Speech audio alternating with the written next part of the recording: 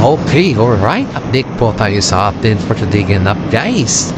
Ito naman tayo, guys. Si Alden Richard po ay nadisgrasya sa kanyang bagong bike. Bumili kasi si Alden ng bago niyang bike. At saka, trinay ito.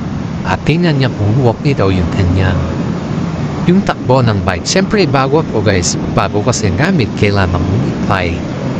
Pero in fairness, nawalan daw ng balance si Alden dahil hindi pa niya masyadong kapisado yung bago niyang bisikleta. At dito natin nakikita, guys, na nagkaroon ng mga maraming sugat sa kanyang mga paa at sa mga binti niya. Lalong-lalo na yung sa siko niya, guys. Ang dami niyang sugat niya sa siko niya, guys. Kaya sabi ng mga karamihan, mapilap-pilap siya. Papapay na hindi hapit na ito. Papapay. Hapit niya, hapit. Kanyang pagkabay, guys. Ito ay nag-exercise talaga. Bike kung talaga yung kanyang siya. Yan talaga yung kanyang paborito sa lahat ng exercises na sa kanyang running band. Dahil si Alden Richard, guys, ay nagmamarathon to. Kasama kasi sa mga list of activity niya ay yung kanyang pagmamarathon. Kaya maraming mga netizen na nagsasabi na ingat-ingat din ng konti dahil stress siya ay hindi niya namamalaya. Kahit bago pa yung gamit mo, kung malimbawa saway na-disgrasya, siyempre ingat-ingat rin. Pero may nag-text po at nagsabi na nagkalala daw si Catherine Bernardo sa kanya kasi si Catherine daw din po ay may sakit sa ngayon ng ubo, trangkaso, tigil sa lahat, sakit sa ulo. Pagayis ng over-fatigue lang talaga itong si Catherine sa sobrang trabaho niya. Kaya ang sabi ng mga karamihan ay sila po ay wag masyado sa trabaho dahil kailangan din ng kanilang sarili ang pahinga.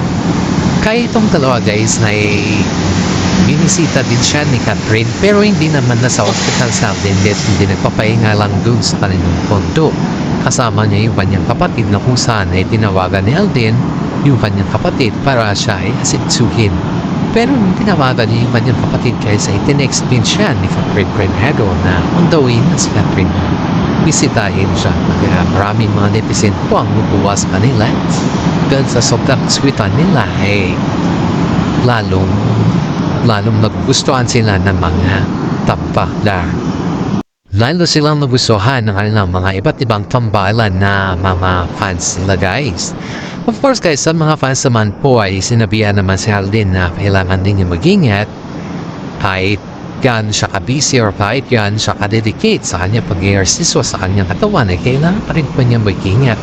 Ano naman din yan sa kanya.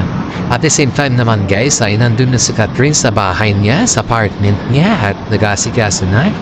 Ayon din dito sa ating legit na sources, guys, ay nagluluto daw si Catherine ng sopas para kay Alden. Aba,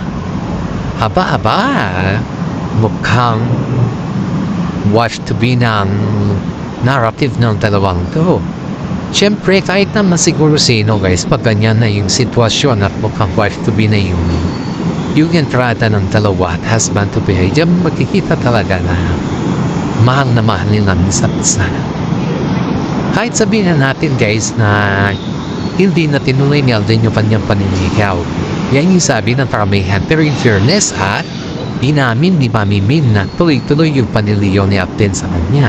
Paniligaw ni Alden kay Catherine Bernardo at higit sa lahat, guys, ay hindi naman sinasarado ni Catherine yung kanyang puso kay Alden.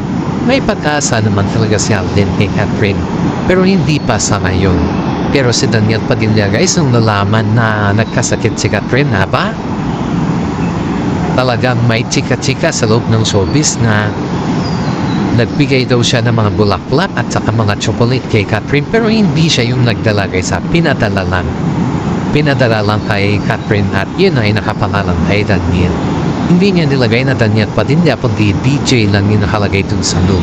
So ibig sabihin nun, guys, ay sino kaya yung tao na nagchika-chika or nag-update kay Alden, kay Catherine, kay Daniel Padilla? Maraming tanong sa mga showbiz, guys, kung bakit nalalaman ni Daniel Padilla yung kaganapan ng Catherine sa ngayon. Sa mga kaibigan siguro ni Catherine na kasama ay ina-update din si Daniel pero palihim lang. Sabi nga ni Catherine ay ayaw niya na may update si BJ sa lahat ng mga kaganapan dahil panggulo lang daw ito sa kanila ni Alden Richard, which is tama naman guys. Kung pusin natin ay panggulo lang talaga kasi nanggugulo siya sa moment ng dalawa. Biruin mo, nasa outing yung dalawa tapos nandyan si Daniel Padilla na nag-aaligid-aligid sa resort. Kung sabihan mo na siguro siya na, halika na, ganun ba yung invited niya? Talagang nandyan na siya, ready na siya. Siyempre, matagal niyang karelasyon sila Prenet. Alam niya din kung ano na yung nangyayari sa kanila. Pero in fairness sa mga kagaya ni Daniel Padilla guys, hindi talaga siya sumusuko. Dahil the only one love daw niya si Catherine. Aba, kumusta naman si Andreal? Daniel? Kumusta naman siya?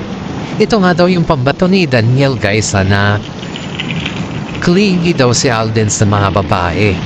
Which is, correct me if I'm wrong pakicomment na lang guys kung totoo man yan or hindi, na sa inyo na po yan. Sa mga nakikita po kasi guys ay hindi naman siya masyadong clingy. Siguro pag inutusan sa ng management na gawin mo ito, ganito yung galawan mo para magustuhan ka ng mga maraming fans, pag siguro ganoon. Pero yung sa personality naman, wala naman kasi tignan mo naman yung acting niya kay Catherine, kay mismo kay Catherine guys, hindi naman siya clingy. Nakikita mo talaga siya na imbang.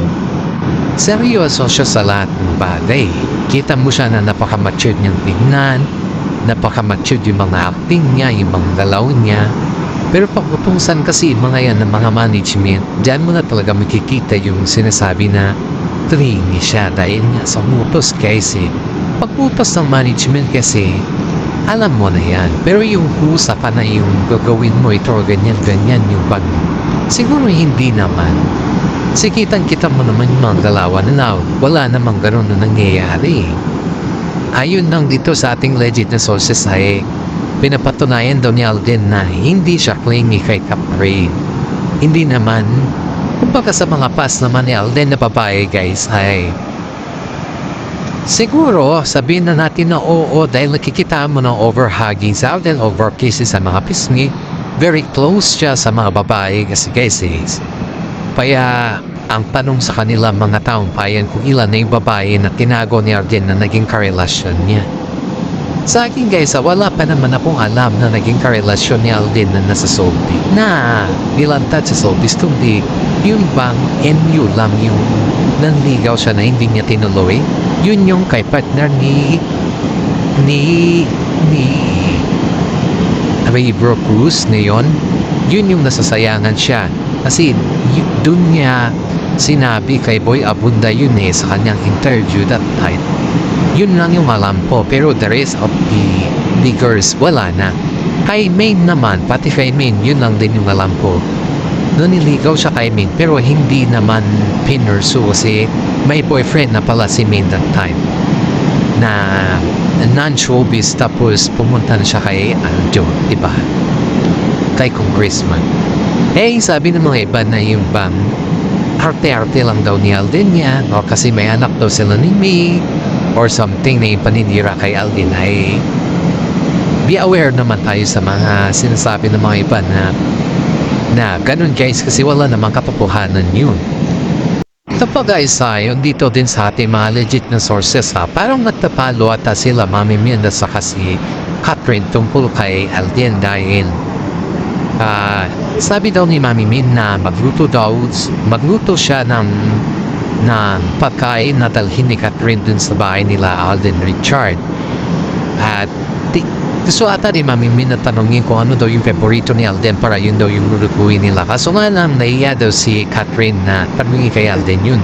Kasi nga, siyempre, pag tatanungin pa, maiya din yung tao na sumunod dun. Kaya sabi daw ni Catherine kay Mami Min na magluto ka na lang yung mga ordinary na yung kinakain na pinapakain natin sa kanya dito para hindi naman halata na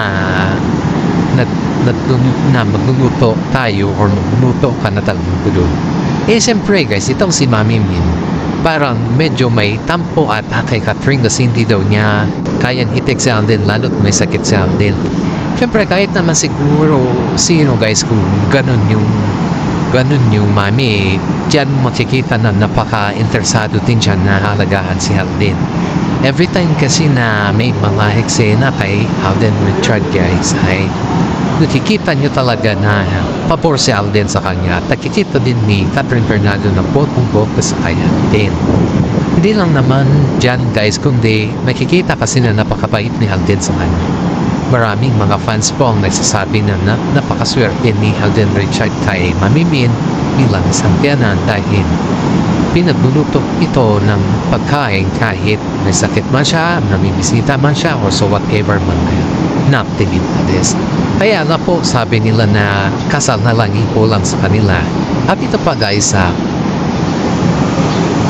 maraming mga fans pa ang napumpara kay Daniel Padilla at kay Alden Richard sa ngayon dahil diba nung may time na bumisita si Alden, si Daniel Padilla sa kanilang bahay, feeling bisita daw kasi ito. Kumbaga hindi siya yung tao na kagaya ni Alden Richard na nasa kusina, sumaybay, or baga is nakikihalubilo sa pagluluto, tumutulong in short. Pero itong si Daniel Padilla guys ay hindi mo daw sa makitaan ng ganon. Halos nakukulan, halos naghintay lang manwiwi. Or halos ano na yung mga ibiyang ko gagawin mamaya. Ganon, hindi dating na pagkain, gusto niya yung naasikaso siya. Yun yung point dito guys na sabi nga ni Catherine Bernardo ay magkaiba sila. Dahil si Alden guys ay nasa kusina siya pag may ginagawa naman sa mga. Nandyan naman si Alden Richard sa kusina na kasama nila. Yan daw yung pagkaibahan ng dalawa guys dahil si Daniel Padilla gusto niya ay asikasuhin or yung gusto niya nasusurban sa samantala si Alden ay hindi siya ganun. Kaya sabi ng mga fans na sobrang layo ng ng ugali ng dalawa dahil pinapakita talaga ni Daniel Padilla yung katamaran niya sa bahay nila Catherine. Sabi pa nga daw niya kay Catherine na hindi, parang nakukulangan siya sa mga luto ni Catherine kasi hindi daw marunong magluto si Catherine at parang nakakatipid din lang si Catherine sa luto ng kanyang mami. Kumbaga is hindi talaga marunong mag-asikaso si Catherine sa kanya. Pero in fairness guys, sino ba naman si Daniel para asikasuhin ni Catherine, di ba? Parehas lang naman sila pagod sa trabaho eh.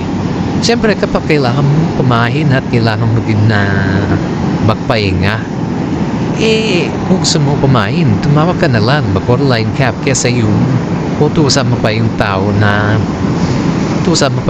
magluto para sa'yo.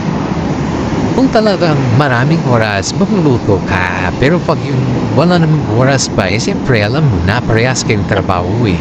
Pero itong si Daniel Padilla guys, talagang umaasa lang kay Catherine. Nung nasa apartment sila na nagli-live-in guys, kasi nandun daw si Daniel sa apartment nila dun nakatira guys. Ito ayon dito sa ating legit resources. Kinatawagan daw si Catherine dun para magluto ata. Siyempre pagod si Catherine sa taping, dami na yung ginagawa. Ang dami din niyang mga endorsement na ginagawa, halos busy yung tao. Sa palagay na lang din natin na walang oras si Catherine na para galit daw ito at parang nag-demand pa ata na lalabas siya kasama yung kanyang mga barkada. Yan daw yung ugali ni Daniel guys na ayaw ni Catherine sa kanya na yung bang magde-demand siya pag hindi daw nagawa ni Catherine, parang pinapalabas days, lalabas siya na kasama yung mga barkada.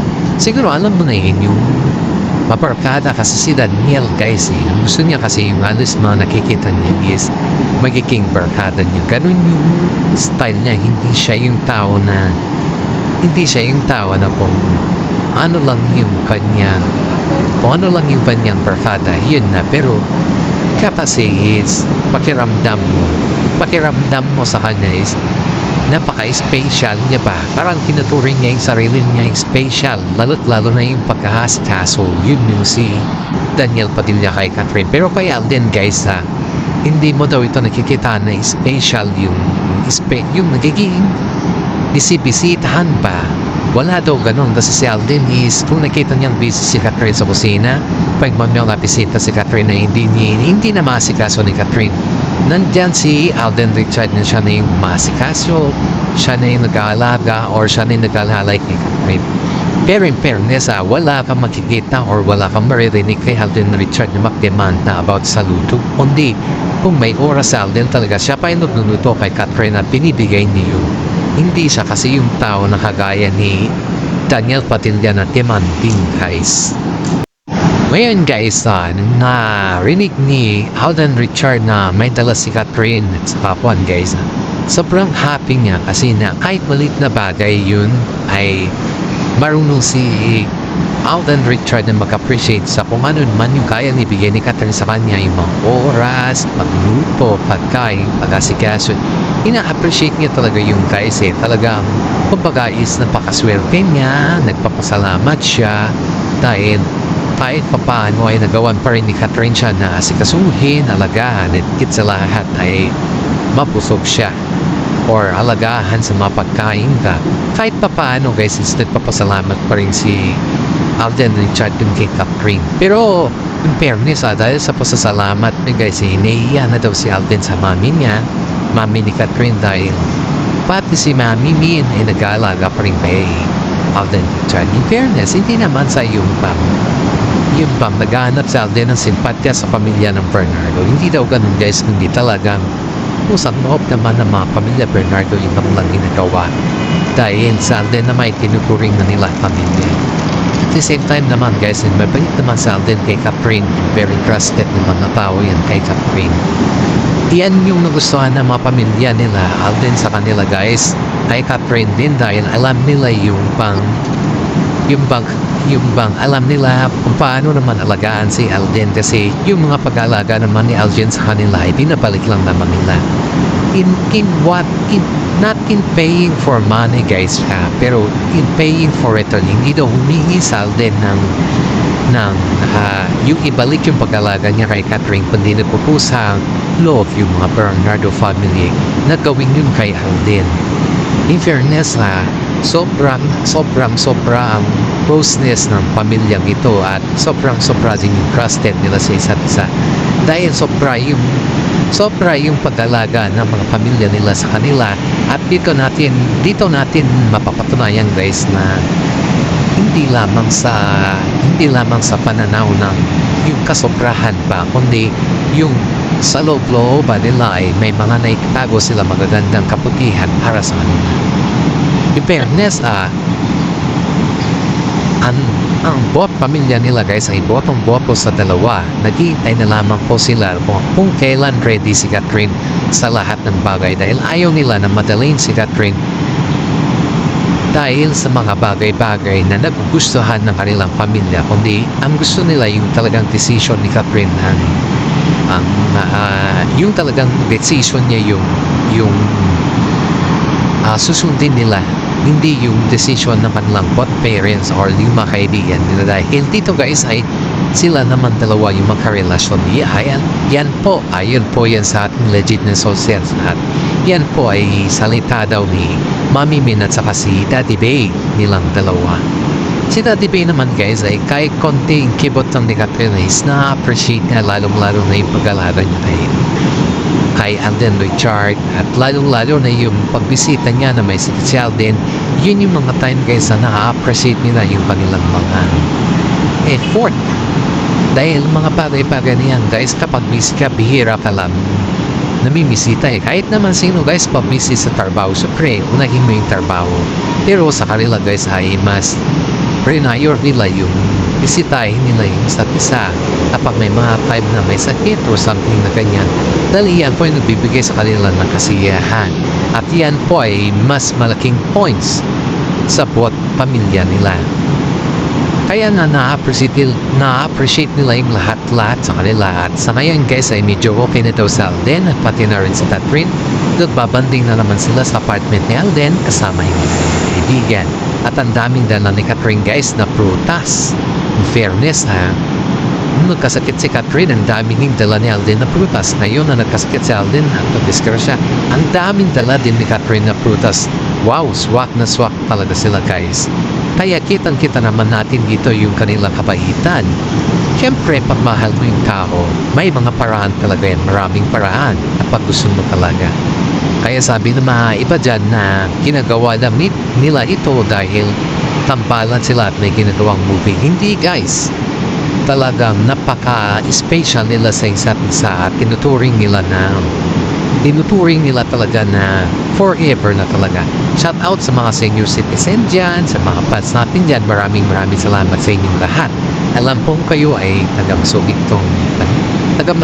kong fans at paki-like and share naman po yung ating YouTube channel.